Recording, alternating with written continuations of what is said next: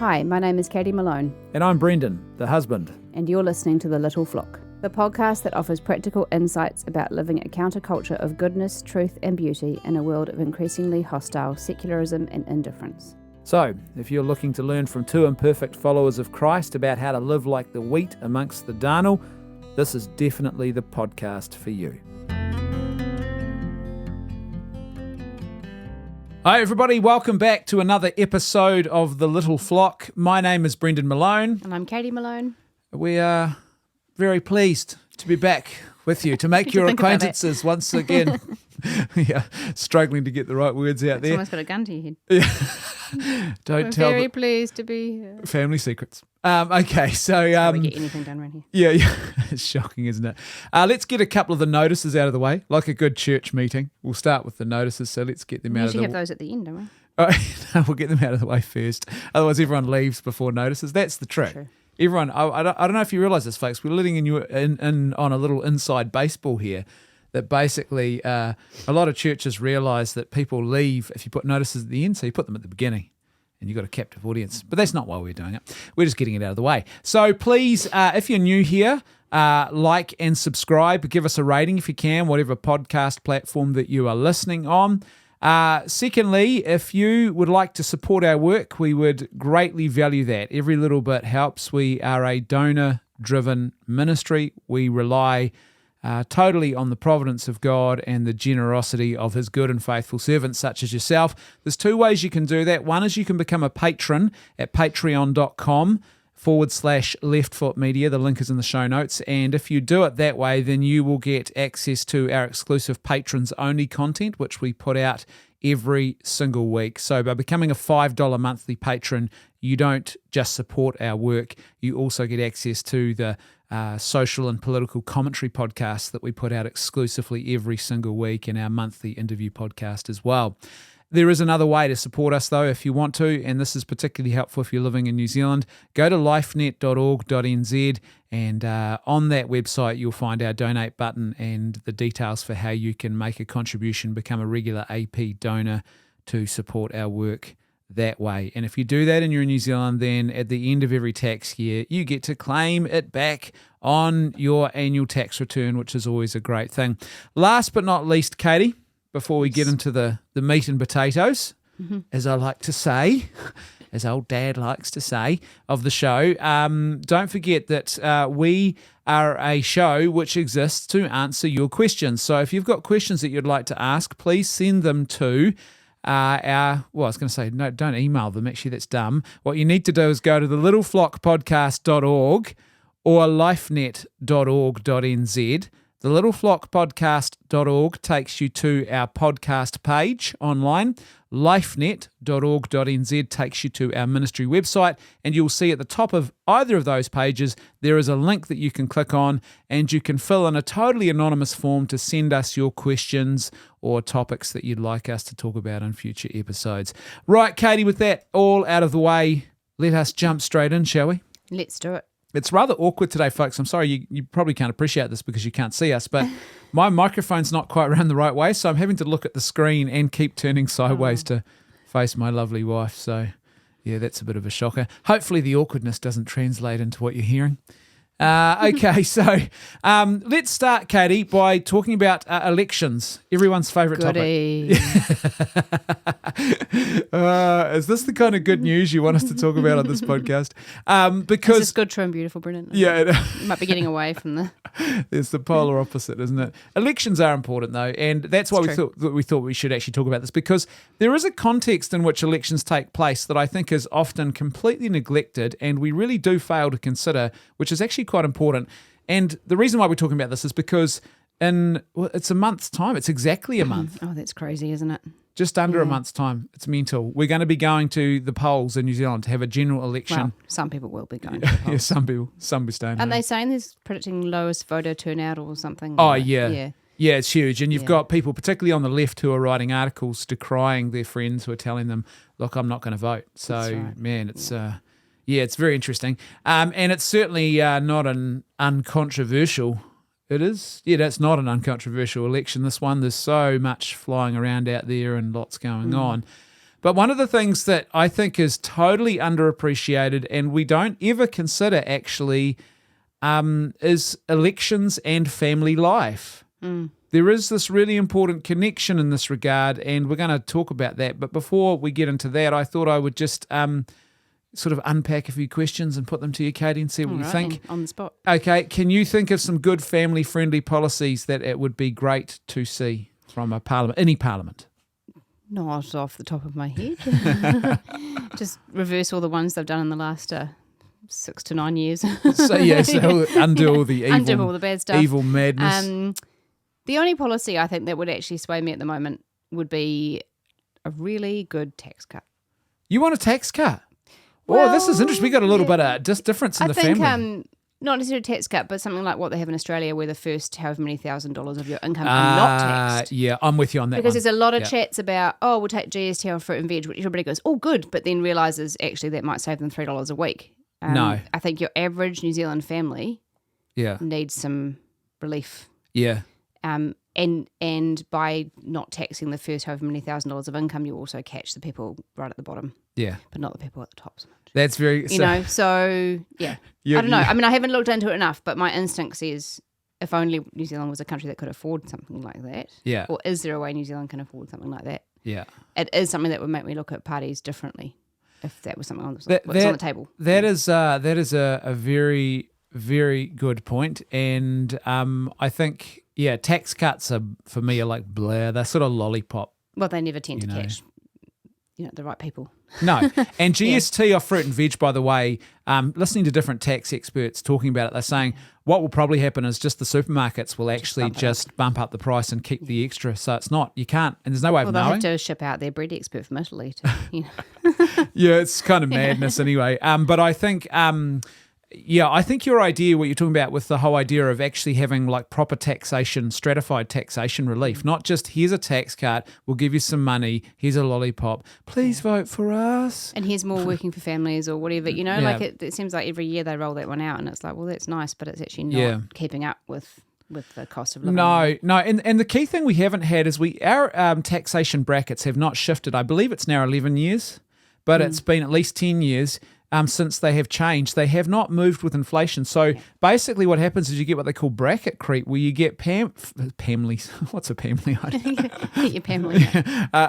Pertinent families are families. No, you get families who are in the lower income bracket, but as inflation shifts and they don't, the brackets don't shift with it, they end up paying more tax, basically, lower income families. And it's unjust. It really is unjust. So that the cost of living is more. Effectively, they're actually in a much worse off position. If you just increase the brackets upward, then people who are now in those lower income brackets will no longer be treated like they're in the middle income brackets and stuff like that. So, I think your point though about how we tax is important. Yeah. Like why? The conversation we're not having is I don't care about so much about we'll give you X amount of dollars. No, we'll give you X amount more. That's right, yeah. I'm more interested in actually why are we taxing and how do we tax families and what can we do to ensure that families have a strong, robust economic foundation of their own. Okay, next question to consider, and this is an interesting one. How do husbands and wives handle the voting choices? Because it's an interesting thing. And the reason I asked this question, this is where I don't think we consider this much at all. The original notion of the suffragettes, who were asking for the vote, they actually copped a lot of opposition from other women when they first tried to do this. And the reason they had strong pushback from other women was because originally the vote was not actually an individual vote. So not every man had a vote. Only men who owned property. Yep. So it was actually a household vote. And you voted on behalf of your household. And that was everyone in your household. Your family members, your children, your wife, if you had servants and workers, all of it. And that was how you voted. And so they said, no, this will actually split men and women if you have this women's only vote and not all men have the vote. And they actually were not very successful. And then once the shift happened to being more supportive of the suffragettes was once they gave everyone the vote, then it was like, well, there's no reason for it not to be women as well. But it does raise an interesting question now. We tend to think of our voting choices in purely separatist kind of individualistic ways. You have a vote, I have a vote. But really, I wonder whether as a family we should consider what does that look like in the Christian vision of family when it comes to voting. What do you think? I think everybody's entitled to their own opinion. Sure. But each person should be voting for the best interests of the people that they are given by God to care for. They have stewardship over. So, my vote should be considered against what my responsibilities and roles are, and and vice versa. So you'd be thinking about me and the kids. I'd be thinking about you and the kids. Exactly. Yeah. I mean, our kids are pretty. I don't think they're politically savvy necessarily, but probably more so than your average child. Yeah. And they constantly keep saying to me, "Who are you voting for, Mum? Who are you voting for?" Every time I drive past a billboard, I'm like, I don't know. I've eliminated all the people I'm not voting for. and that raised an interesting thing, like. How do you come to your choices? Like we talk a lot about it, eh? We talk to each other regularly, and we'll share articles and information and policy things we hear. And it's not like we sit down and do a cost-benefit equation and then we say, got a spreadsheet for this one. I've got a spreadsheet. Here's who we vote for. Generally, I think we probably vote pretty similar, don't we? I think so. Yeah. I mean, it's not like it's something that has ever come between us, but we probably think. Yeah, we're simpatico anyway. But yeah. I just tell a funny little story, actually. I don't know if you remember this from a couple of elections ago. Yeah. Maybe 6 years ago. Yeah. And we were going somewhere and we said, we've got to vote before we go. And we went past the local primary school and we went in, because we had young kids, one of us waited in the car and the other one went in, and then we took our turns. And as I got back in the car, I think it was Nathaniel must have been. Yeah. Yeah, or maybe one of the twins said, "Who did you vote for, Mummy?" And I said, "Oh, this person." And they said, "Oh." I said, "What's wrong?" She said, "I thought you were going to vote for Daddy." I was very disappointed that I if only hadn't voted for you. The Prime Minister. I've been promoted. Prime Minister of Rangiora. Prime Minister of Rangiora. That's funny. That is so funny. That's an interesting point though about families going together to vote. We were in a bit of a rush that time, but I remember last election it was separate. I reckon maybe there is some merit in taking the kids with you and sort of showing them, because I remember going with my parents and there was a sense of community and civic duty in it. It was like, this is what you did. And in fact, I think a couple of times we walked down to the polls, because they're often at local schools, right? So we walked down to the polls together, and you sort of watch this bizarre thing unfolding, and it was all over very quickly. One time the election was on my best friend's wedding day, and I had to go down before we... I might have done it the day before, but I felt we all went down and were like, right, get this done before we get married. So funny. My personal pet peeves is the way they've opened up voting now. I think it's 2 weeks of voting we've got. I actually think that it should be... Flip-flop a bit on that one. Yeah, I really think it should be 1 day. And I think reason for that is, number one is because it prevents any sort of last-minute electioneering and silly billies going on where... a lot can happen in that period. If you can't campaign on the last day of voting, then why should you go to campaign for the 13 days before that? It seems weird, doesn't it? And I it also avoids the risk of something happening, like say 5 days out from an election and someone's already voted. And they're like, oh man, I want to change my vote, but they can't. That's right. So, and also secondly, to me it feels like it's the day. It's you come together to vote, and if there's a reason why you can't vote, like let's say you're a doctor or an emergency care worker, it feels like there should either be special care taken to ensure like they come to your workplace and allow you to, like at a hospital and all the staff can come and vote, or that maybe what they do is they have a mail-in exemption for you. That you can post it in, but you might still vote on the day, but you post it in or something like that.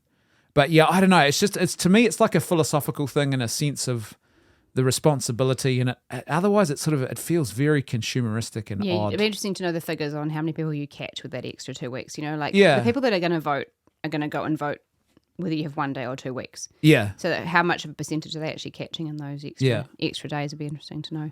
Yeah, so that brings me to the next question. How do you remain at peace when families strongly disagree about politics? Now, we're pretty blessed we don't have this problem. And please God, long may it continue. But who knows, one day it may become an issue. But how do you remain at peace when families strongly disagree? What would you advise if there's families where that is an issue? I think you just have to have civil conversations, and if you get to a point where it's not going to be civil, then maybe you have to agree to step away. And yeah, you know, if you're really going to strongly disagree, the likelihood of one thing you say changing their mind or vice versa is pretty small. So, yeah. Well, you'd have to, if you are concerned about your spouse's or your older children's voting choices, like let's say they really are legitimately, you know, they're voting for the legalized cannabis party or something, then you're not going to win them back into goodness and truth by just having a fight with them. Right, no, you got to have dialogue, and that means, you know, having conversation with them, listening, and I think also loving them. And I think that shows that maybe that if they see you as a person who's loving, then maybe they see some loving merit in your voting choices eventually. It's and you just got to, I think you got to trust that old adage too, that if you are not a socialist or a Marxist when you're in your 20s, you've got no heart. If you're still a Marxist in your 40s, you've got no brain. And so but it's kind of true. When you're younger, you're sort of driven by the passion of it, and then as you get older, you mature and things change. So I think as parents, you got to trust that maybe with your kids, you know, that'll happen as well. You do the best you can, and then let them fly from the nest. And I think like we have a lot of conversations around politics, and I know my family certainly that was something that was quite normal to have around the election, to have kind of mum and dad would chat about it, and it wasn't like we weren't unaware, you know, we didn't necessarily understand everything, but we were aware that there was an election coming, what that meant. I think problems come when people start setting politicians up as the saviours. You know, like if we decide that this one party is going to save the country, I mean, we can see, you need to look back at history to see that's not going to happen. Yes. And there was a recent female in charge of our country who will remain nameless. But even before that, you know, like if you look at, you know, Germany, for instance, where people thought, oh, this is the one party, the one person that can save us. And as we know, that's not true. So no politician, no person can save you. So yes, politics has a part to play in how our country's run and repercussions on what that means for families and just the people in the country, the citizens. But at the end of the day, that's not where salvation comes from. No, you're great. So if you're getting that passionate about it, you probably need to take a step back and remember that. That's a great point, because as Christians, and scriptures are very clear about this, we don't follow a political Messiah. It's not a political movement, Christianity. It wants to redeem politics, human politics, but it's not. And the danger is we reduce it to you know, a political movement, and then we get so caught up in what we think are the right, or elevating politics to a you know, almost a religion status. That's a good point. So I think it's just something you got to work on, and I think probably it tends to be, my gut instinct would be, it's more, although this election could be a bit fraught, because in my travels in my speaking ministry, I've met people all around the country over the last 6 to 12 months because of the vaccine mandates. It's brought but I had a really it was a kind of sad conversation. It was with the older man, and him and his wife disagreed on that point, and they were both together and loving and all the rest of it, but it was still a point of contention. So I suspect this election within families that might be, or within households that might be more of an issue. Bubbling away still there. Yeah. But I suspect probably the bigger problem is the extended family. So a household probably might all think very similarly, but once you get outside that, it's the extended family, and I would imagine it's things like the first family function or get together after the election and leading up to it. That's where I think you just got to be, as a person who is a disciple of Christ, you've got to work extra hard to maybe bite your tongue or to bring peace. You know, let me be an instrument of peace in those situations, you know. Also bear in mind, we are in New Zealand, so we probably won't know anything after the election. It could be a few months before we know. Yeah, who knows? This is how politics works in this country. Man, it's crazy, isn't it? Or doesn't work. Which is happy. Is it working? Last question: how do you prioritise politics so the negative downsides that it can bring to a household are kept in check? What would you say? Sometimes just do book club instead of talking about politics. Yeah. Don't let it dominate. So that would be one, right? Yeah. Yeah, I think as well, one mistake you make is actually not to have good, legitimate political discussions. You know that old adage, you know, don't talk about politics and religion at the dinner table? That is just stupid. It's so nothing to talk about. Dumb. And it comes from Enlightenment liberalism and also really the separation of spheres, the public and private life. And it's trying to intrude into the family home, basically. Into the private sphere is now saying, no, that the private sphere should also have a public and private sphere. that you shouldn't talk about certain things, even in your private family dinners. No, I think the way to avoid the problems is to actually have healthy conversations and to not to sort of, to shy away from it, because I think that probably just, agitates people rather than, is particularly helpful. But again, you got to know when to walk away. That's right. Too. Yep. And that's the challenge. I guess the key thing for us is saying, okay, what is if you're a disciple of Christ, what is the priority? It's goodness and truth and beauty. That's the culture we're trying to live and maintain. And so are my actions, are my words good and true? They might be true, but they might not be good. And then are they beautiful? They might be good, they might be true, but they might not be beautiful in what I'm saying or how I'm saying it. So, if you keep that at the forefront, and like you say, sometimes that means it's just book club tonight for the sixth night in a row. So, yeah, but I think it's something we've got to fight for and I would say we've seen this over the last couple of years, probably really in a big way since 2016. Those articles that started appearing, should I invite my Trump voting uncle to Christmas? And it was all of a sudden politics became this bright line test for who was actually a member of your family or not. And that's just evil. Don't let that happen in your family. Don't let that happen. Absolutely. You know? Okay, so that's politics. We've solved the world's problems. Yep, sorted. Get out there and vote, people. Or not, as the case may be. You have the freedom not to in New Zealand. Let's move on to this great article it's titled On Being Impatient, as we rush into this. Great pointers. Some very great pointers. Very relevant for us this morning in the pre-record for this, wasn't it? There's a little bit of both of us and busy ass trying to get other things done. Absolutely. Let's start with this article on being impatient. And the two great quotes, man, we could just about stop without even reading the article. The first quote is from Alexander Solzhenitsyn. If you haven't read The Gulag Archipelago or Live Not by Lies, any Alexander Solzhenitsyn, you need to read Alexander Solzhenitsyn. But he says this: hastiness and superficiality are the psychic diseases of the 20th century. It's true, right? It is true. I was thinking, wonder what he'd say about the 21st. Well, yeah, ultra manic hastiness and superficiality. And then Leo Tolstoy. Gosh. I should have read that slower. Talk about impatience. Leo Tolstoy. Leo Toasty. Oh, man. He is both one of the great of literature and most tasty of the literary. Tasty Tolstoy. That's a shocker, wasn't it? Okay, the strongest of all warriors are these two, time and patience. That is a great quote for family life, right? Great quote. Here's what the article says. We are too impatient.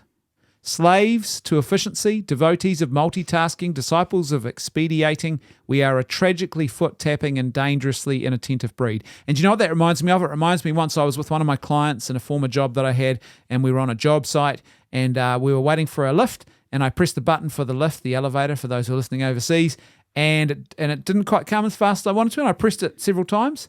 And the client who I was with is an older guy, who's a technician, who's a bearded technician, and he said, that's a sign of impatience, just relax. And I still remember that. He says, what are you so impatient for?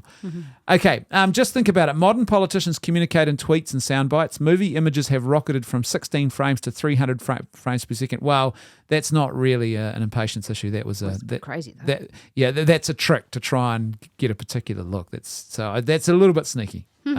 Mr. Author of this article. Even our cursory texts and tweets aren't brief enough, so we use shorthand, emojis, and GIFs, and it's getting worse, eh? Absolutely, yeah. Sooner or later it'll just be grunts. Yeah, I haven't got time for words. Teenage boy communication. Teenage boys will be in the ascendancy. They will rule the world. And compared to the old days when you sauntered over to the family World Book Encyclopedia, I often talk about that. Did you have encyclopedias? I miss those days. Yeah, we had the Funk and Wagnalls. Don't say that quickly or you'll be in trouble. Dad used to look up like all the medical terms when we were watching Casualty. Yep. Find out what that meant. Yeah, so we had Googling. We had the Funk and Wagnalls dictionaries, encyclopedias, and it was like the family encyclopedia set. And I remember the encyclopedia salesman would regularly come once or every second year, try and sell you Britannicas or whatever. And then there would be we had a set of 4 medical encyclopedias as well. So popular at your house. All bases were covered. That was nope, it's not broken. We used to look at those. They had those little clear acetate overlays of the body, so you could layer, the skeleton, and then you put the muscle layer on top, and you build up a person. But yeah, so basically, as I tell people in presentations about this, that was our Google. That was it. Had to know your alphabet and everything. Yeah, so funny, man. Okay, to the Family World Book Encyclopedia, or down to the library, even worse, to find resources by pouring through the card catalogue. The speed with which Google or ChatGPT can answer our questions is downright stunning. And still, we are impatient. It feels like we're getting more impatient as the technology makes things quicker. That's right. Do you remember, did you have an old computer back in the day? Yes, we had a Commodore 64. Yeah, and did you have the tape? 1986. Yeah, we had a Commodore 16, and it was the same. Did you have the floppy disk or the tape player? Floppy disk. Yeah, we started with the tape. We pressed play, and it would take 40 minutes. When did you get that? In 1999 or something? 1824. It came to our house. Lord Smithy bought it on the back of a buggy. Encyclopedia man brought it with you. A carriage and a buggy. The encyclopedia. with the first full ever set encyclopedia. And get a Commodore 16. It was only one. It was the letter A. They hadn't finished the second one yet. No, so you'd press play on a tape to load a game, and it would take 45 minutes, sometimes more, to load a game. And it was a basic game. It was nothing. It wasn't complex. And you'd be like, wow, this is so quick. And now you look at it, but now it's just uber fast. It's like instant, and we're like, it's not quick enough. It's not quick enough. Yeah. Funny that, eh? When you are reading an essay or article on your phone, and this is you read a lot on your phone, ask yourself how many seconds pass before you start scrolling to see how long it is. Do you do that? No, it depends. Come on. Oh, really? Confession I'm not a fan of this acronym he's about to talk about. I remember the first time I came across the abbreviation TLDR. Too long, didn't read. Yeah. Why didn't you like it? Because you should read. I get really annoyed at people on Facebook who comment on articles where they haven't actually read the whole thing, and you can clearly tell. Like first paragraph and last paragraph. I'm like, if you're going to write a comment, just read the whole thing, please. Commit to it. I disagree with what this guy said. Committed enough to write a comment. You're committed enough to. Well, you should be committed enough to read the whole thing. The only thing I don't read all of is the recipes that come with 5 stories about how the person was on a train and they looked at the trees and they thought, I should really make that marshmallow slice, and then it's like, just give me the recipe. I jump to recipe every time. What do I need to buy, and how do I put it in a bowl and then in the oven? Thank you. End of story. I agree. Okay. Someone had employed it for a 500-word essay. Too long, didn't read for 500 words. Wow. I thought it was clever until I realised it was actually tragic. TLDR epitomises our stunted attention span. Make it fast or make it go away. We're spoiled by speed. We are recklessly impatient, and with our impatience we lose wonder and discernment. Beautiful. So true, right? In his brisk collection of essays, The Noise of Typewriters, what a great name for an essay. Can I say that? Yeah. You can. Lance, TLDR, the opposite. You should have had some sound effects and some clacky clackies in the background there. Well, look, I'll add some. Wait, everyone, listen, I'm going to add the clacky clackies now. Hope you enjoyed those clacky clackies. I do what the wife, happy life. Gotta build the atmosphere, so The Noise of Typewriters. Lance Morrow tells the odd story of Dr. Louis Agassiz? Yeah, okay, a Harvard professor of natural history, faced with an eager student yearning for this august mentor.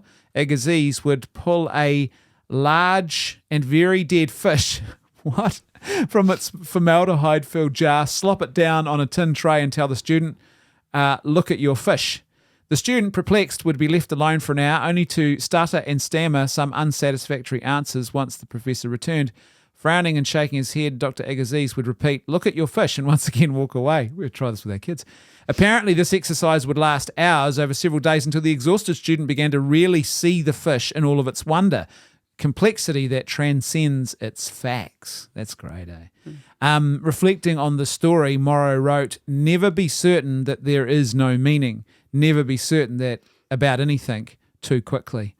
That's great, Beautiful. This is your dinner. Walk away. See you, kids. It'll work out well. This is your dinner. 2 days I have later. found it's a good trick with kids, though. Let them run. Yeah. But don't be too quick to jump in. And don't be too quick to answer. Like sometimes you just stand there in silence and stare at them, not in an intimidating way, but it's intimidating just because you're not talking. Yeah. You sort of get to things. The truth comes out more easily. Let them fill in the blanks. Just wait. Yeah. You don't have to talk every time. Yeah. Yeah, we try and fill the space. Because we're the parents, we think we're in charge of all the talking. Yeah, that's right. Morrow also champions the meticulous work of Robert Caro. Caro has spent decades writing only a few books. This sounds like me, reading only a few books. One on New York City urban planner Robert Moses and 4 on President Lyndon B. Johnson, with a 5th on it. He's definitely got a tie. Favourite topic? Oh, I don't know, Lyndon B. Johnson. No, you could write 4 and a 5th one on the way. They might be short books, like the first encyclopedia. His work is so meticulous that it borders on the obsessive compulsive. For the smallest of details, Caro would spend an inordinate amount of time getting the story just right. Obviously, Morrow rightly notes that this is the characteristic of a biographer and not a journalist on deadline. As a matter of fact, Caro found himself financially strapped many times during his endeavours. 10 years I have that book for you. But his work, in which he turns every page, is unparalleled in its completeness. Truth, Caro insists, takes time. And that's what you're saying, right? Yep. Let the kids speak. Yeah. Let them speak, and the truth will out. Yeah, great point. Truth takes time, but we don't like that. We want answers now, served up piping hot. Chop, chop. Yeah, how often has the parent has said that? Chop, chop, clean your room.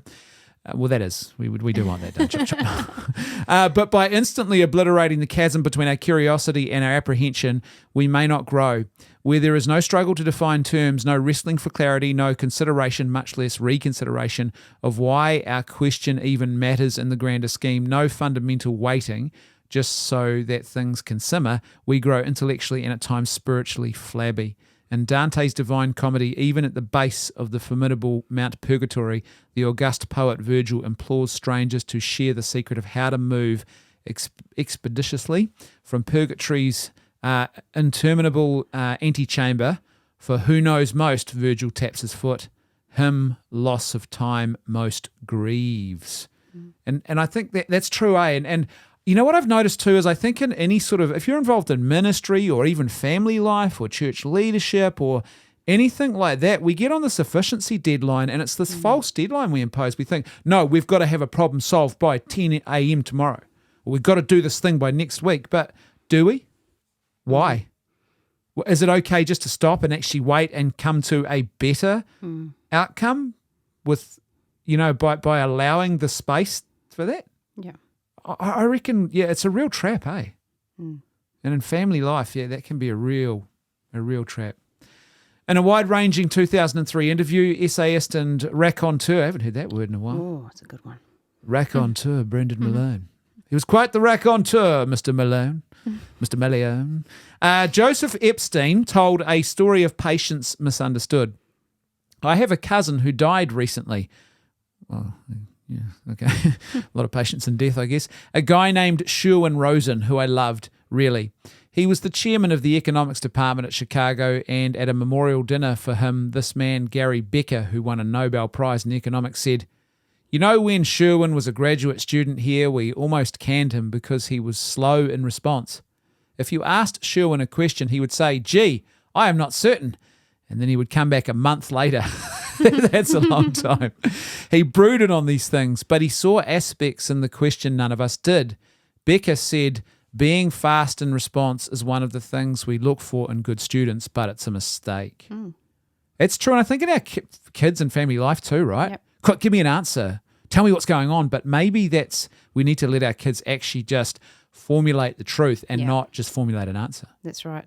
Or sometimes the first answer is just the one they think you want to hear. Yeah. Yeah. Well, as we found out on the weekend, I had a little blow up with 2 of our children it was a fight over cheese slices. Yep. This is the family life 101. Ultimate slap down over the cheese. And both of them, I came out and there was going on. And I said, what the heck is going on here? And they were like, they both gave me a quick answer. And both of them told a half truth and a porky pie. And I had to, twice I changed. And then the third time I got it right. Yeah. How I disciplined in that situation. Because first time I got completely the wrong culprit. Second time I got the second wrong culprit. Third time I found out both of them were culprits. And it was it was a moment of carnage. And the funny thing is, guess what happened? We probably lost half an hour, well, me and the 2 of them, of our day. Yeah. When if we'd just slowed down, it might have been 5 minutes. And everybody was grumpy. Yeah. 5 or 10 minutes rather than 30 minutes. That's right. To think upon the question in spite of pressures, how wonderful. Live the questions for now, as 𝗙𝗎𝗦𝗪𝗢𝗪𝗡𝗦 suggested. Everything must be carried to term before it is born. I love beautiful. that quote. Yep. That is great. And see, women understand that, don't they? Us men, it's like, no, we want it now. Or do we? No, I said, boy, do we. Oh, boy, yeah, you do. Yeah, she does. Yeah, absolutely she does. Yeah. Maybe in the unforced quiet, the unmarked hours, the unencumbered contemplation, we will arrive at good sense and clarity. Man, it's so beautiful, eh? And you realise how toxic our world is in that regard? It's just everything is so busy and noisy and, distracted, stimulation, noise, things, more things. Man, the devil must love it, eh? I think about my own life, what's lacking in that regard. Final paragraph. G.K. Chesterton once noted, it couldn't be a great article without Chesterton. It's true, yes, it's Mark and Goodale.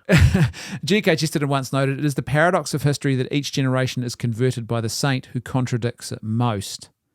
That's a great point. That is a great point. If that is the case, then I would nominate patience as the minor virtue that, if employed diligently, contradicts our dizzy, harried, and wayward generation the most. As such, following Chesterton's reasoning, perhaps patience is the most equipped to convert us. Let us patiently see if it does. That's great, eh? Yeah. Like that article? Really good. Yeah. And important for family life, eh? Because, we've mentioned this before. Family life is often marked now by just constant busyness. Yep. Going from one thing to the next. Yep. Yeah. Sporting seasons, activity seasons, it's guides tonight, or it's Boy Scouts, or it's youth group, or it's basketball practice, or netball practice, or rugby, or soccer. Yeah. It's just, and then if it's not that, it's like there's a family dinner, there's a church event, there's a thing to be done, go to the school and hear the teachers give you a report about your students, all that sort of stuff. It's just, it's non-stop. And I guess the question is, how do we break that shackle then? I think we've got to be deliberate, do we? Absolutely, have to be intentional about it. Yeah. Yeah. Yeah. And I think also on the flip side of that, choosing to be patient and to wait and to take your time, we feel guilty about it. Yeah. Because we feel like not being productive. We're not making this happen fast enough. Yeah, that's a good point. I should be doing more. Yeah.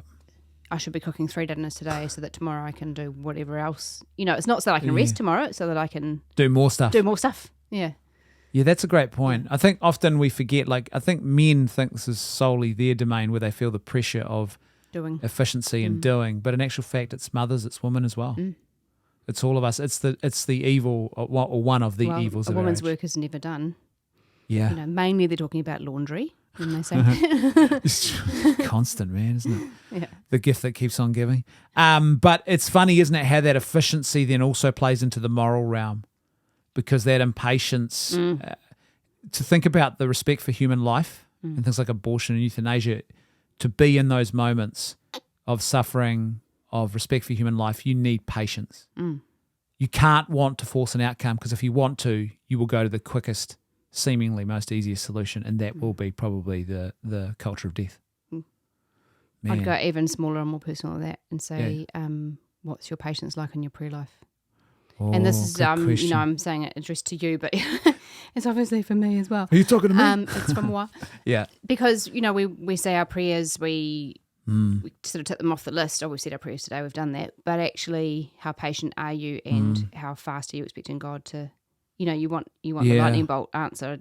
God will enlighten my heart right now and I'll know. Great point. Yeah, and that's not often how it works. In my experience, I don't know how many lightning bolts you get every day, but no, it's a dialogue. Yeah.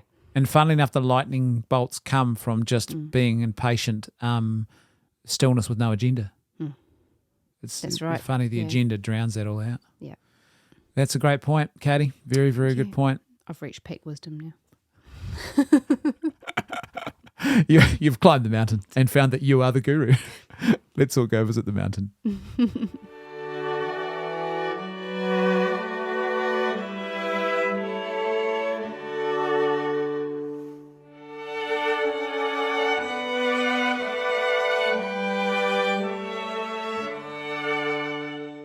Right, that musical interlude, folks, you know what that means? If you're a regular listener, that means that it's time for our moment of goodness, truth or beauty.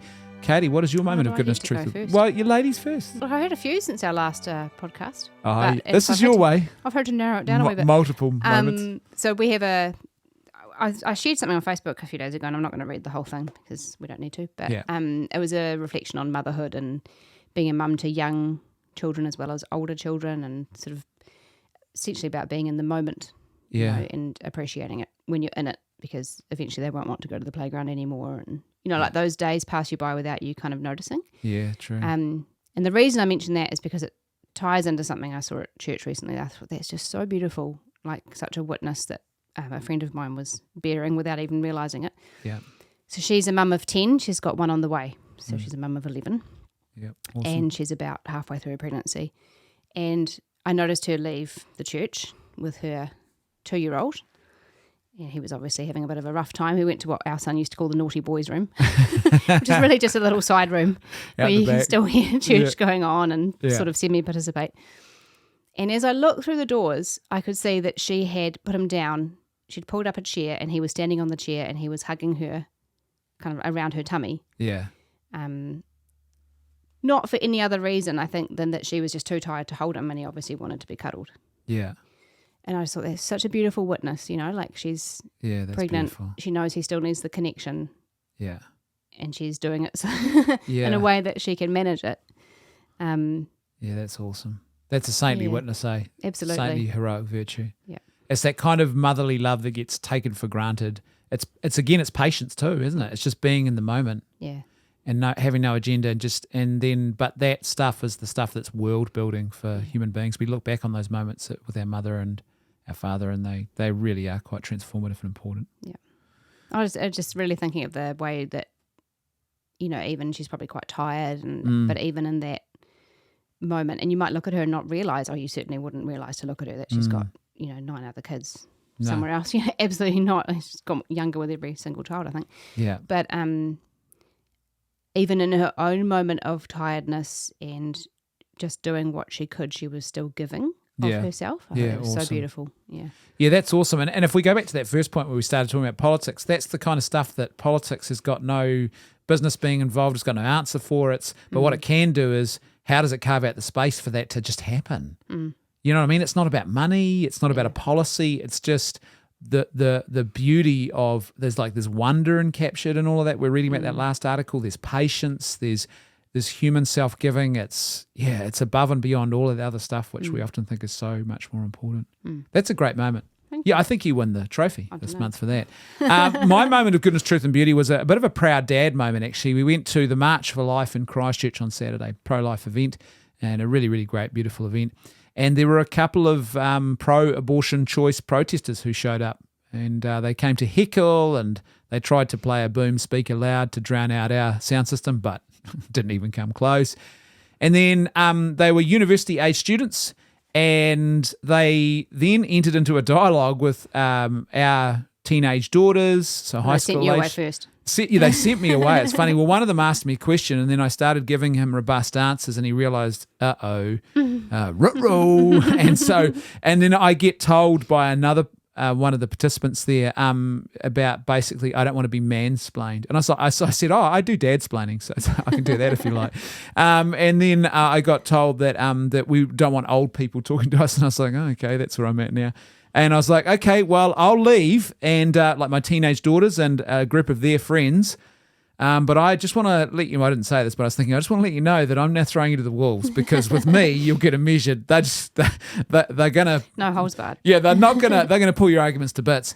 And then I stood back with an earshot, and I watched and I listened on as, holy moly, this group of young teenage, predominantly women, they're young women, engaging with these university-age students who clearly thought that they're the acolytes of the pro-abortion choice movement, and they clearly thought, we're going to decimate these young kids. You could see it, and we're here to basically evangelize them with the truth, and they'll realize, that we're smarter than... They don't know how oppressed they are. Yeah. Wait for us to tell them. And they tried, and our daughters and their friends, not only did they hold their own, but they kept absolutely sort of decimating their arguments, and it was beautiful. It really was a thing of beauty to behold, because there was goodness, there was truth, there was beauty, and it went on for almost an hour, and the way they conducted themselves was a really beautiful part of it as well. They never lost the plot. The other side got nasty, actually, one of them in particular, but they held their own with a beautiful charity, and it was their intellectual prowess was just, man, it was just, I couldn't help but. I was awesome. I looked at this and I thought, people who are worried about the future of our country, these young women, these are the leaders who are going to take us forward, and holy moly, they're already owning the opposition. Awesome. And in a good charitable kind of way, not in a facetious, psychotic kind of way, but in a really deep, meaningful. And at the end of the day, it's that charity, that witness of charity that will actually change the world, not whatever you say. No. And they basically had they really did have a good natured dialogue. Yeah.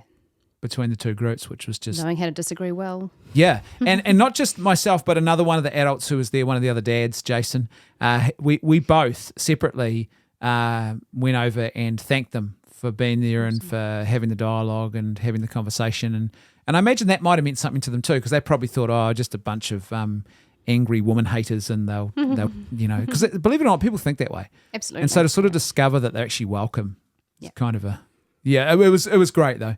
Yeah. Alrighty, so what about your scripture reflection for the month, Katie? You're gonna pick up your phone. I know. I am. This is this is the disadvantage of being first cab off the rank. You've got to be ready to go when the questions are asked.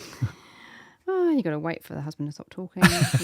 Shut your pie hole so I can read from the Bible. This is a common occurrence. Oh man, we laugh, but it's true. This is was one of the readings of the day a few weeks ago, and it's been sitting with me since then, and I just thought I have to share that. So when I read it in the morning, the version I had a different translation, and it wasn't until I heard it again later that day with the translation that really struck me. And I had to go find it. I had to go looking for this other translation because it made such a difference. So you mean Bible translation, not Bible language? Translation, not different language, yeah. Both in English. Yes. Both very good English. Yes. It's from 1 Thessalonians chapter 3. Cool. And it says this, it's verse 7. So Paul's writing to the church in Thessalonica. Yeah. Some might say Thessalonica. Well, but it is, Which one is right? I think it's just a pronunciation thing. Okay. Possibly Thessalonica because of the Greek pronunciation. So that one? Yes. And he's talking about how, we sent Timothy to you because we heard things were bad, and now Timothy's come back and he's told us how happy you all are. And that's great. And then he says, and so, brothers, your faith has been a great encouragement to us in the middle of our own distress and hardship. Awesome. Now we can breathe again as you are holding firm in the Lord. The version I had first said, for now we live. Yes. For you are holding firm in the Lord. But when I heard it later that day, it just really struck me, that whole, now we can breathe again, how beautiful that was. When you're really struggling with something, be it faith or other things, and then when you have a good friend who witnesses to you, or someone who supports you, or just surrounded by people that, share your faith with you. Yeah. That feeling of relief. That's a great point. Again. That's great. It's so beautiful. So it's really struck with me. You've given me lungs. That's a beautiful. That's stunning, awesome, mate. I love that. Yeah, you're right about that translation difference. Yeah, it makes a big difference. I had to go look, and I was like, why are all these boring ones? Yeah. Now we can breathe again, man. Yeah. There's a reason why you get pop songs about romance and love that talk about, breathe again, because it is. There's something about that. You give me my breath. And it's just that feeling of relief, like they've been so worried about the church there. Yeah. And they had to wait for Timothy to go there and then come back. Yeah, they're holding their breath to make sure, are you standing firm? Are you witnessing to Christ? Wow. That is awesome. So me, that was, man, you get the second trophy. You make me go first. 2 thumbs up. 1 Timothy chapter 3 verses 2-5 is talking about the qualifications to be in leadership, different leadership roles in the church.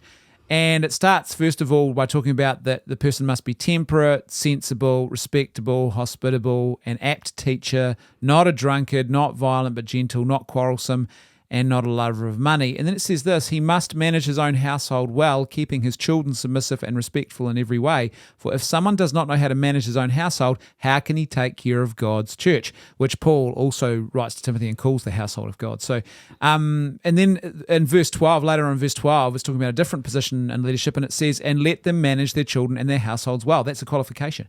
And I was thinking what really struck me about this reading is as I'm reading this is the actual importance of the prioritization of the household and family life.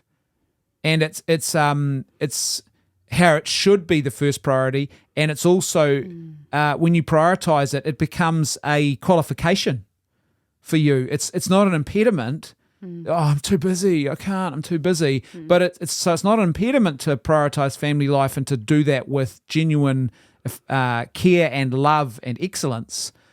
It also becomes a qualification then, and it becomes a character trait that people say, yeah, this person has reliability and integrity, and they can be trusted. We often think that self-giving love is just a demand. It's all just self-sacrificial, but this is the paradox.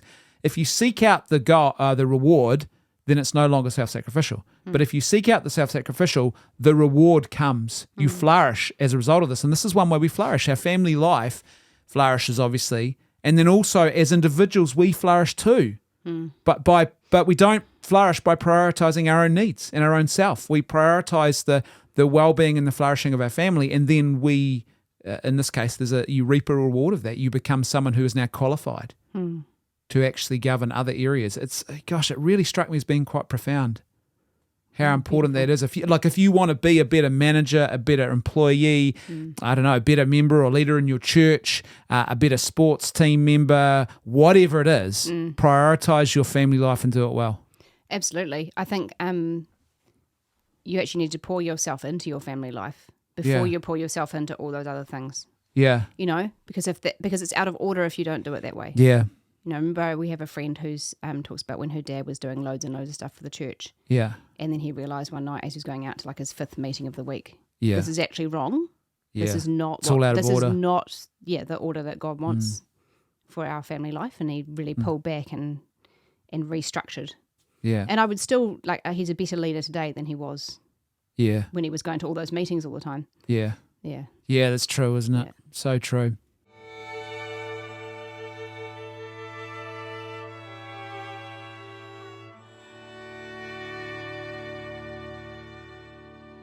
Alrighty, folks, that was our moment of goodness, truth, and beauty in our scriptural reflections for the month. Gosh, there was some really good stuff in there this time, wasn't there?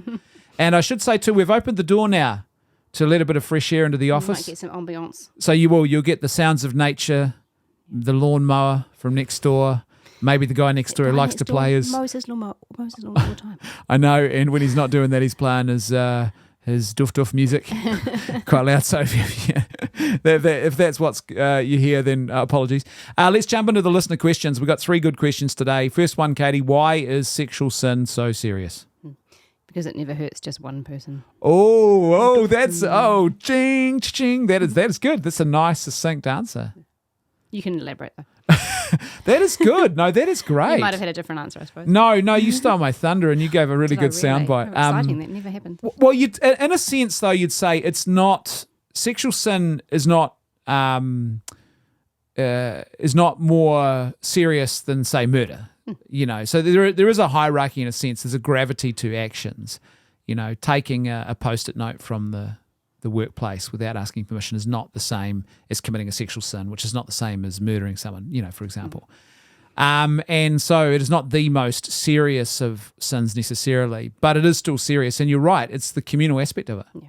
It's so intimately communal. Now, all sin in a sense is communal. It affects the community, not just me, but there is a direct community. Like there is at least two persons probably involved, or if it's, say, pornography or something like that, there are other persons still involved. It still hurts other people. Yeah, even if not necessarily in the immediate physical intimacy, they have been involved in the production of the material that's being used to watch or whatever. So it is, and I think also it is a sin where there is a very clear, what some people call the psychosexual aspect of it. There is a psychology and some very, very powerful biochemical things happening in your body when you engage in the sexual act. And those chemicals and those processes exist for a reason, and that reason is really good. It's for bonding. The bonding, it's supposed to bond spouses together. It's what it is. Bonding and babies, the 2 Bs of the gift of our sexuality and the sacredness of it. But if that bonding is disordered, it's being used all around town, those things are still going on. those things are still happening, and so there's a real deep sort of imprinting in a sense on the person, memories, addictions, behavioural addictions, stuff like that. So I think, and of course too, you've mentioned it. You started with, it always involves one other person, right? Yeah. It's more than just one person. That the communal aspect of it is, we've got to remember, is that the sexual act is a reflection of the communal nature of God, the Trinity. So the sexual act within marriage and its fruitfulness and everything else really is quite a powerful imaging of the Trinity. Both the husband and wife give of each other in total self-giving love, and then their love can become fruitful, and you give that love a name when it's born. It's quite a profound thing. So what that means is that it's a distortion of the face of God too when we engage in sexual sin. Yeah, it's not just there's other people involved, but it's a distortion of the face of God when it's disordered, and a distortion of the image of God when it's disordered. One thing I think is worth pointing out here too, just as before we move on to the next question, that is this: that the Christian call when it comes to sexuality is a call to sexual holiness. It's not a call to heterosexuality. It's not a call to marriage. It's whatever state you're in, whatever struggles you are grappling with. It's a call to sexual holiness. To have a right order and a right ordered sexuality. So you don't engage in sexual acts outside of marriage between one woman and one man, and whatever form that might take. Yeah. And that holiness literally means just to be set apart, but some have also said that you could talk about holiness as being wholeness. And I think that's true. So it's, and even if you are single, there's a sexual holiness you're called to, and it's also a wholeness. You're not incomplete. You're not incomplete if you're not married. There's something, God has something else maybe for you, even if it's a single vocation or it's a period of singleness. You're not inferior. You're not lesser. If you're struggling with, say, same-sex attraction, the call is to holiness. You haven't failed if you're not heterosexual. We all of us fail when we fail to live up to God's calling for our sexuality, whether we experience same-sex attraction or it's a heterosexual attraction, whatever it is, So it's I think that's important. To point that out. Yeah. Is there anything else you want to say on that one? No, you covered it. Yeah, you're a zinger of a soundbite. What was that again? Just give us one more. I can't remember now. It never hurts brilliant. just one person. Yeah, that's brilliant. That is so good. Okay, second question then. How do you grieve together in marriage? What does that practically look like? Really interesting question, isn't it? I think it depends on what or who you're grieving. Yeah. You sort of immediately jump to a who, don't you, when you read that question, but it could be wrong. But under that assumption, it depends. Well, can you break that down a bit? You say what or who? What do you mean by what? Immediately, I think from a personal point of view, I remember when your father passed away. Yes. So that's my understanding of that question. Yeah. But I wonder if this person may possibly be talking about a miscarriage or something, or a stillbirth, or something along those lines where you're both grieving. Because you grieved your father passing away differently to the way I did. Yes. Because you had a completely different relationship with him and knew him for a much more extended period of time and all of his ups and downs and everything, and had a childhood relationship with him, which I didn't.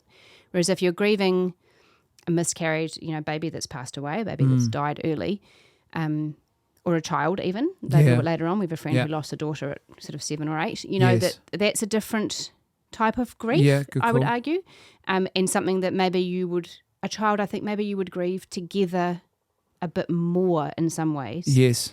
Whereas you and I probably grieved your father together but separately. Yeah. Yeah. Yeah. Well, can I add to that too, is also like there could be a what. There could be, let's say you had a plan for your family life, or a big investment and you were robbed and all of your money stolen. Now there's no way of recovering it, no way of bouncing back, and you have to grieve the loss of what you'd hoped for. Yeah.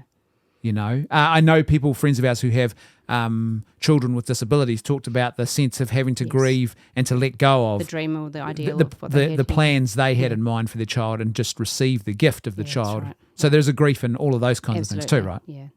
But I think in terms of grief, a loss of a person. Yes. As far as when your father passed away. Yeah. From my point of view, it was my job to support you. Yes. In that grief and to be there when you were ready to talk, which wasn't actually for a while after, because you had to help organise the funeral and do all the practical stuff. And I saw my role more as the support person for you to give you the space to do that and to help you practically how I could. Yeah. And then it wasn't really until a week or two later that you really were ready to have some more deep conversations about that loss.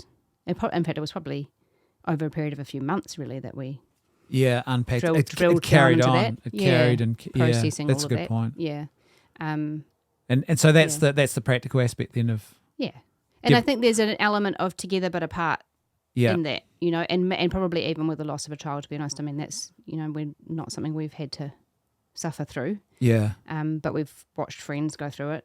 And I think you can be too separate in your grief. It's really important that you give each other that time and that space and a bit of patience and a bit of silence and just, Yeah. Patience. We talked about that earlier on, right? Yeah. Yeah, that's good. That's a good point because it's kind of like if you think about athletic pursuits, right? I think this is a good metaphor to compare it with. No two athletes are the same, and they're just not going to run a race the same way, and they're not going to be at the same stage together throughout the course. They might, as long as they finish together, that's the key, and as long as they know they're together, and that's also the key. But one may be running off ahead while the other is still back a bit. And I think as long as the third point is probably as long as one doesn't give up and just sit down, that's a trap. You can't, maybe the temptation to say, oh, no, I'm grieving in my own way. And what I've actually done is I've stopped and I've fallen into despair like a pit. So you've got to be careful of that. But I think I imagine from what I've seen and what I hear from those who've been through very serious levels of grief, like losing a child, for example, that consistently what you hear is these things are real toxins to marriage and relationships. And a big part of it is absolutely the impatience that comes and the that inability just to sit with the other. And you know what I mean? It's just, it's huge. It's it's life altering. And also it never goes away. I think practically you've got to accept that. A person is a relationship. It's an intimate part of who you are, when you've given yourself to someone and then you lose them. And that doesn't end. With each passing year, things change, and hopefully they do get easier, and the emotion gets less intense. But it never, that reality never disappears. It's not like you suddenly just stop thinking about it. That's right. So it's gosh, that's a good question, eh? I think practically too, you've got to. I guess there's probably signs you got to look out for. Like if you do think things are getting into despair with the other person, you've probably got to have a conversation initially, and then maybe even be considering, well, how do I get support for this person if it gets more Counseling's intense? always an option. Yeah, right? Like, don't be afraid of that. Yeah, and I know people, and I've heard from them that they talk about there's a PTSD often involved too. You go back into the grief. It's and you just got to be aware of that. It's so in a sense, how do you grieve together? Well, you kind of can't together, but you do grieve with each other. Does that make sense? Yes. Like you talked about this, for you, there was, here I am grieving, but you're in a different place. But we are together, we're with each other in that. But we're not grieving together in that. It's... You're not going to grieve in the same way. Nope. Yeah, because you have a specific relationship with the person you've lost, and so your grief will be specific as well. Yeah, gosh, it's a complex thing. I think keeping those lines of conversation and communication open, and being aware of where the other person is at, I think is really important. Yeah. Again, that patience article is really prescient here, because I think you've got to avoid the temptation for speed and efficiency. That's the real trick. Oh, come on, this happened 2 years ago. Why can't we just move on? Now, if there is someone in a pit of despair, okay, that's fair enough. But often that's not the case. We want the grieving schedule and the clock and the plan to work to hour. Are you up to anger yet? yeah, we want it, but it's not that way. Everyone is different. That's an important point, though. A lot of, and I've seen this a lot in guys. Often grief will manifest as anger. Oh, heck yeah. And I think much more in men than women. Maybe I'm generalising too much. But no, I think you're right. That they're angry, and sometimes that anger gets directed at their partner. Sometimes it gets directed at God. Sometimes it's just the universe, But it's just to remember that if you're dealing with a husband or wife that's particularly angry, that they're still very much in that grief. Yeah. And I think that's where you've got to be careful of the excesses again. So just like despair and anger that becomes rage, and yes. is destructive and should not be tolerated. There's no excuse for that. And so don't lie down in the face of a rage-fueled spouse or boyfriend or girlfriend or whoever it is that's doing that. Yeah. I think also is prayer is an essential component, and I think this is the moment where I often talk about the prayer of an honest man. Or the prayer of Job. It's the trials of Job, man, and it's the prayer of Job. And it's just, you got to have that honest dialogue with God. And if you're frustrated, you're angry, whatever, you just got to say, look, God, I am angry and I don't understand. Acknowledge it. You don't. The worst thing you can do is go for this sort of trite Christianese sort of, oh no, I must put on a pretend pious face. And I must say, I know, God, that you know all that is happening, and I have absolutely no questions to ask whatsoever, and I just willingly submit, and I will now quash all of my uncertainty and all of my frustrations and anger. No, speak to God. Yeah. He's listening. He's right there. Speak to him. And if you look, what does the name Jacob mean in the scriptures? To wrestle with God. That's what it means. And so we need to adopt that. And you read the Old Testament, you see that wrestling with God. In fact, you see it in the New Testament. Think about the Canaanite woman who comes to Jesus looking for a healing, and he talks about, there's this beautiful interchange. People often get it so wrong. And Jesus has a bit of a laugh with her, basically. And he says, well, why should the dogs get the scraps from the master's table? And he's really looking for her to engage and to wrestle with God, and she does. No. What did she say? Even the dogs get the scraps from the master's table. That was her response. Sorry. And this engagement brings the fruitfulness. The wrestling with God brings the fruit. So don't be afraid to wrestle with God, man. Jacob did it all night. Wrestled with the angel. You've got to it's. The danger is this insincere, superficial, I will just accept this, I will not ask any questions, I will bury what I really think. Because if you were in a marriage and that was happening, you'd say, no, you're not relating to the other person. That's right. So don't do it with God either. And I think if you're supporting someone who's grieving, it's less about what you say and sometimes more about, like often we want to say the right thing, this will fix it. Yeah. They're in a better place, whatever. And those things can sometimes be the worst. The worst possible things to say. I don't want them in a better place, I want them in this place. Right, yeah. Or like how can I, sometimes people are not in a position to believe that at the time. You know? So obviously there's an element of trust there that, if they're not ready for that, that doesn't help. So it's more about, like I said, just being there, being ready to listen. I think having those conversations where you remember, our kids love it when we bring up stories about Pop. Yeah. They love that because it helps them to remember him and to be happy. Yes. It's that, who is it, Christina Rossetti, whoever it was, remember me. Better that you forget me and be happy. Yeah. You remember me and be sad. Yeah. I think you can do both. Yeah. You can forget kind of that they're gone. Yeah. You remember the things that made you laugh or made you happy about them. Or, yeah. Like recently we had our school musical and we needed a walking stick for a character. And so I misappropriated Pop's walking stick that lives in our wardrobe. But the kids were like, it's Pop's walking stick. I thought that was awesome. And I thought Tom would actually love that. He'd be looking down from heaven and he'd be like, that's so cool. Like he's still there. Yeah. It's a tradition. It's a custom. It's something that's there. Yeah. That's a great point. That again, not rushing, and you got to, I think, acknowledging too the hardship. Yeah. You just don't be trite and don't say, oh, it's all good. Like I often say to people in these situations, I'll say, look, man, I'll just acknowledge it. I say that it's just truly awful. I really feel for you. Or I might even say, depending on who it is, if I've got a bit more of a relationship with them, I might say, look, God is good, but man, these things are hard. That's right. Like it just, you got to do that. So I try and do both, and like I acknowledge, it's almost, again, it's Job. Job acknowledges the absolute supremacy of God, but he doesn't downplay or deny the awful tragedy and hardship and suffering he's going through. It's both and. Yeah. One of our girls the other day said to me, sometimes I think Job's just looking down from heaven going, oh, what are you complaining about? That is a great insight. That's brilliant. Sort your life out. Pick your bags up and get back on the road. Yeah, gosh. Okay, that brings us to the third and final question. This is a great one. How am I supposed to find a Christian to marry when the church does such a poor job in this area? Well, I did not know the church was a matchmaking service. Well, yeah, it is a good point, though. I think there's a valid point here.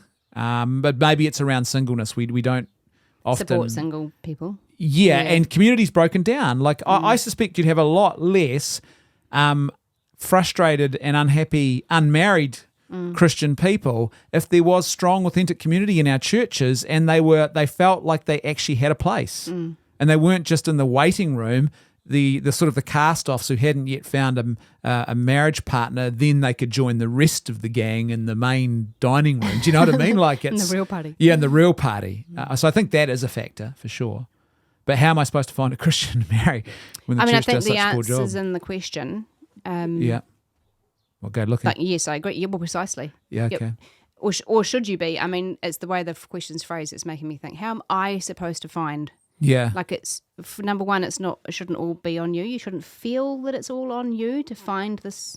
Yeah. Yeah, that's a good point. Mythical Christian person that who knows? Who even knows if your future spouse is a Christian yet? Maybe it's your job to make that happen. Yeah.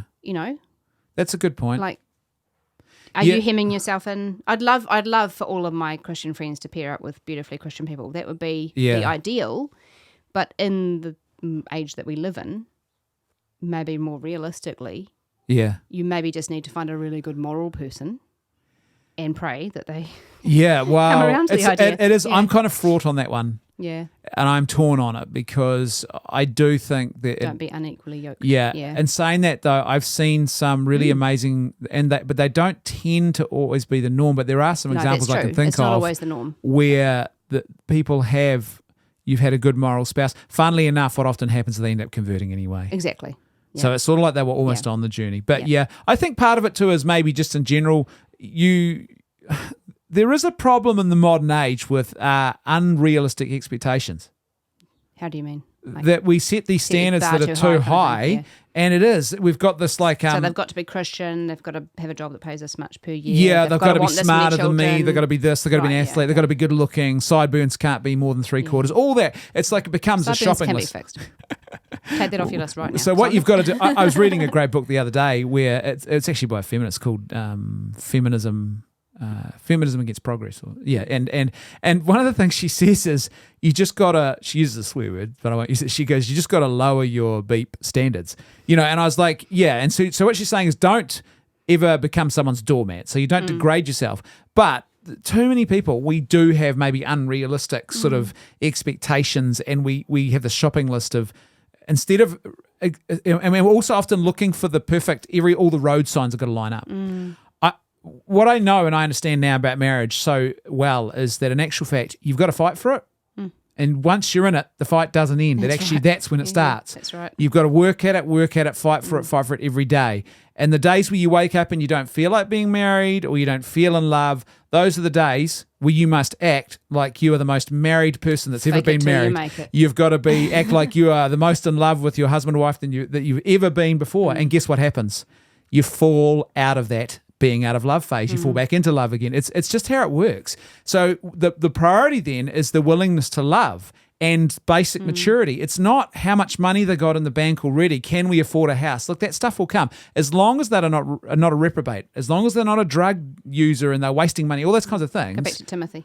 Yeah, go back to and I that's your list. It's actually in Timothy. Yeah. No sideburns, no. None of that carry on. No.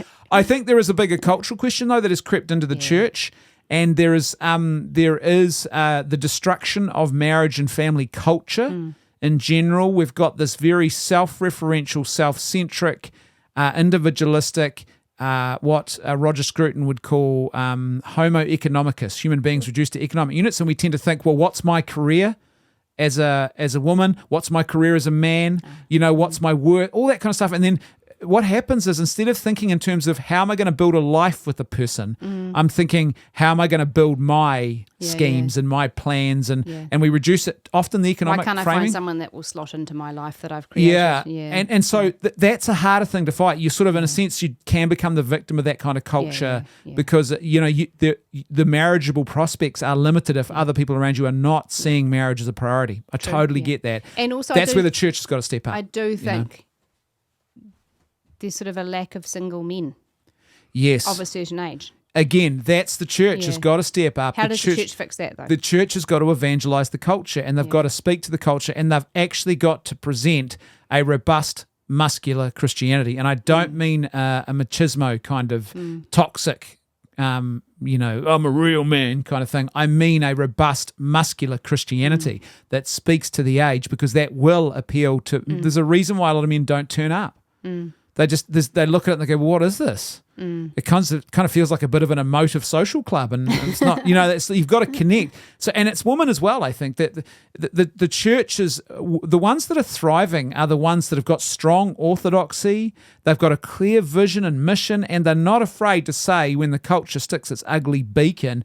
They're not afraid to actually punch back. Yeah. And I mean in charitable love, and to snap the beak of the secular culture. They don't just submit. And so what happens is that draws people in. There's a sense of clarity. There's a sense of guardrails. Right? Yeah. Yeah. And unsurprisingly, friends of ours who are pastors of a Protestant church. And he was just saying about how these people are now in the church. They're coming in and then they're meeting each other and they're getting married. And it's been several of them over the last year or two. That's so awesome. I think, there's got to be. I think if the vibrancy of your worshiping community is there and there's the Holy Spirit is present, and guess what will happen? It'll be fruitful. It will be. So what's the answer to this person then? Go and find a better church? Good question. Maybe go overseas, find a really good conference to go to. I think you've got to, first of all, you've got to do your own honest, critical self-evaluation, and you've got to do a self-audit. How much of this is me? How much of this is outside How much am I factors? actually putting myself out there? Yeah. And in what spheres am I doing that? Yes. Yeah. And so I think you've got to audit things like, are my standards unrealistic? Yeah. Are there problems in my own life? Am I shifting the blame when all that kind of stuff? Or is it, all these outside factors that are going on, the culture I'm in, all that kind of stuff. So I think that's absolutely essential. You've got to do a self-audit. And then I think, you do have to start making some hard decisions about all of this. Well, where am I going to go? Do I need to actually start making a big change in what I'm doing here? Do I need to shift to a new location? I mean, that's the reality of it. How committed am I to this outcome? And then the other thing you've got to remember is this, and this is really important. We often forget this. The church is you and I. So often we go, the church, as in everyone else out there is not doing the job I want them to do. But hold on, what are you doing to change that culture? So maybe it's a matter of saying, okay, well, what can we do realistically? I'm a big subscriber to the leadership motto of Lieutenant Colonel Halmore, and his motto was, there is always one more thing you can do. And I really struggle to believe there's ever a situation when you go, I've done everything and there's nothing. I just got to resign myself. I'm too old now. It's obviously not meant to be for me. Yeah, I'm like, no. Yeah. I read about a couple today in a rest home who met each other and got married. I saw that. Yeah, like just a couple of days ago. Yeah, and they're like, he walked in and I knew. And I was like, hilarious. I was like, there's always one more thing you can do. So I think what you've got to do is you've got to, I think, go, okay, well, if I'm stuck in Podunkville out the back of nowhere and there are no thriving Christian communities that I can be part of, well, then maybe I need to move and stop saying, I put myself out the back of beyond that I can't meet anyone. Yeah. Or I got to get back to trusting God. If I'm called to be in the space, trust God. Yeah. Trust God that he's got you here right now for another reason, and that when the time is right, that will happen. And I think the other thing too is that you've also got to say, okay, I am part of the church, so what am I doing? Maybe I could start my own singles ministry or whatever. Maybe we need a singles group in our church where we just get together and then we invite friends and others, and it starts to draw a community. And then suddenly, lo and behold, out of that community, one day I meet someone. I think, I really do think you've, it's hard because the culture is so antithetical to this. I do get this. Yes, yeah. And this is one thing I worry about for our kids, but you've got to find a group of people who are willing to just say, you know what, marriage is a priority. Let's stop mucking around and stop obsessing over, self-interest and careerism ahead of what's actually important. And that's hard because you can't force others into that. No, that's right. You've got to try and evangelize the culture into that. So, intentional community is a big part of that. And I think a big part of that is building it. And also be discerning. The Christian call, again, is not a call to marriage. It is a call to holiness. And maybe your calling, as hard as you might find this, is that you're not called to marriage. Now, I'm not saying that's definitely not for everybody. That's right. But it is something to ask, have I discerned that factor? Because maybe I'm pushing against something God even better. I'm thinking, this is a stone when he's really giving me bread, Yeah. So I there's a whole lot wrapped up in that, but I get it. The person who asked that question, I totally get it, because you're right. The church is not, intentional community is not being fought for and fostered by the church, and you need that. Our teaching around marriage and family life and prioritizing, it's not. We're often muddled or a very weak or ineffectual voice against the culture, and we're often not evangelizing enough. So no new souls coming in the door, potentially handsome marriageable souls. It's just, all of that's got to be happening too. So, whoo. Big question. And another big episode. On that note, let's wrap things up. Katie, do you have any? No, actually, before we get to that, I have no more sound bites left. I'm all out. Yeah, have a think about any last sound bite that you want. I'll just say, folks, don't forget to share this episode if you liked it. Share it with your friends and family. Share it around. Share, and share alike. That's what we say. Subscribe if you're not already a subscriber. Give us a rating if you can, whatever platform you're listening on.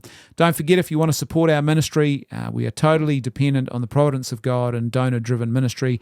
So please go to either patreon.com/leftfootmedia. If you become a $5 monthly patron, you get access to those other, cultural and political commentary podcasts each week.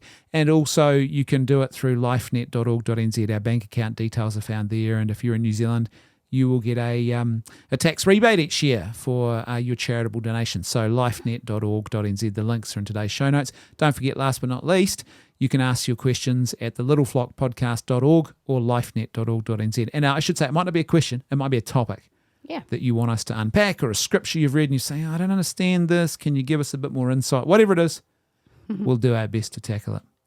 With all of our lack of expertise, we should say. We will get out our old Britannicas. We will go to the old Dougal. Brendan's only got the A. I got the A. We're going to get B. Any topics that start with A we're covered, Any questions related to topics beginning with A, we are totally covered, man. We'll go back to the Commodore 64 and warm it up for 2 days and then find our answers.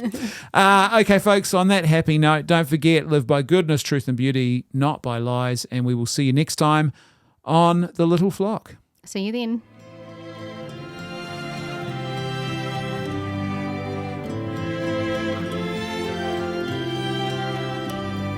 The Little Flock is a joint production of the LifeNet Charitable Trust and Left Foot Media. If you enjoyed this show, then please help us to ensure that more of this great content keeps getting made by becoming a patron of the show at patreon.com/leftfootmedia. Thanks for listening. See you next time on The Little Flock.